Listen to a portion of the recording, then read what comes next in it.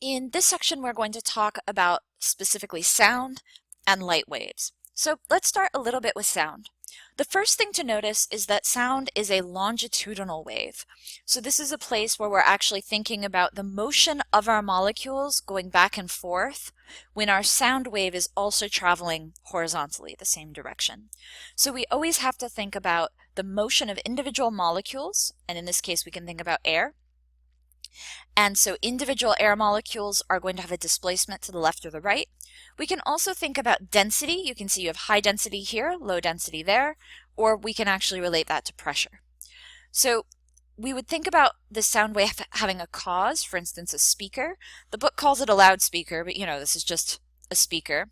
And the surface of the speaker is oscillating back and forth, which is pushing against the air molecules. These air molecules bounce into the next one, and that causes this motion sideways. So notice again that we don't quite just see a sine wave, but if we were to plot the displacement, we would see a sine wave, or if we were to plot the pressure, we would see a sine wave. So this wave is going to travel at the speed of sound, remembering that that is actually quite different from the speed of individual air molecules occurring. We know that air molecules at room temperatures are moving actually quite fast, but in random directions. So we're actually ignoring that when we talk about this, that this sort of motion is happening on top of the random motion, but this is organized enough that your sound wave is still going to propagate. So again, we're going to call these molecules, but we can think about this in very general way. These can be particles, little billiard balls. We don't need to worry about any chemistry of these molecules. So one peculiar thing about sound is that it can go through many different media, and each one is going to have its own speed. And in some cases, it's going to depend actually on some details of the media. So air in particular is one where the speed of sound actually varies based on the temperature of the air. It's also going to vary based on the, for instance, humidity of the air. And I think this is missing your unit there. So if you just need to use the speed of sound in air, this is kind of your go-to number, 343. If you're, for instance, maybe in a freezer, like a walk-in freezer, and doing physics in there, well then I guess you could use that one. That would be the right one based on the temperature. But normally we do physics in a room temperature environment, so we have that. So these are our gases.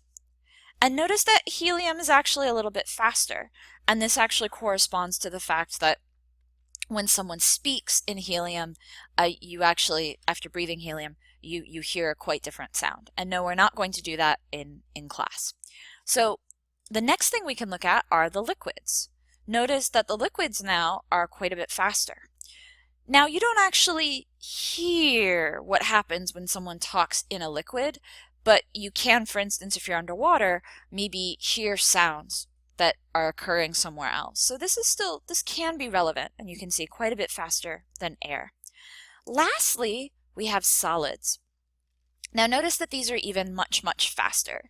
So again, we don't quite hear directly in solids, but you could imagine a scenario, one common thing that people talk about is that if you are going past railroad tracks and you put your ear against the railroad track. In that case, the granite isn't directly up against your eardrum, but if there's a train miles away such that you can't see it, you still might be able to hear the train because the vibrations of the train on the railroad track are actually traveling quite fast through it. Again, so most solids are way up here. So you can see that air is pretty slow, then there's liquid, then there's solid. It actually has to do with a property of the media, of the material, whatever it is, about kind of how stiff it is, and we're not going to get into the details of that. So you can look up this table, and if you're doing a problem where you need a different speed of sound, either that will be given to you in the problem, or you can always, of course, Google it. But solids are faster in general than liquids, which are faster in general than gases. So lastly, we can think a little bit about frequency ranges of sound. Now, typically people can hear between 20 hertz and 20,000 hertz. 20,000 hertz would also obviously be called 20 kilohertz. So you're going to see kilohertz, gigahertz, megahertz, all of those SI units still apply. And so obviously person by person can have different hearing ranges. And this doesn't have anything to do with the volume per se, but just what frequencies, right? If we think about the speed of the air oscillations. And we're in this class not going to be talking about the details of how the ear works to understand why our hearing range is limited. Now, younger people actually can hear higher frequencies than older people, partially rock and roll and partially just general aging. And so what's interesting is you can be sometimes in like a physics talk where they might be talking about this, and the presenter can actually play a sound and say, raise your hand if you can hear the sound. And there's going to be a point where the older half of the room no longer has their hand up. They don't think a sound is playing, but the younger half of the room can largely hear a very unpleasant high-pitched noise. And I've also heard that in certain like shopping areas where, you know, kids would gather and older people were unhappy about it, that stores would play these really high-pitched noises to kind of chase away the kids while older people couldn't hear it at all. So, you know, interesting fact. Now, one thing to mention here is that sound is really just these pressure waves in air or even in a material. So we can have pressure waves that you would kind of call sound waves, but that you can't actually hear. So for instance, ultrasound, i.e. this creepy baby picture here, is 1 megahertz or perhaps higher. And so in this case, you have a transducer that is going to be vibrating very, very quickly.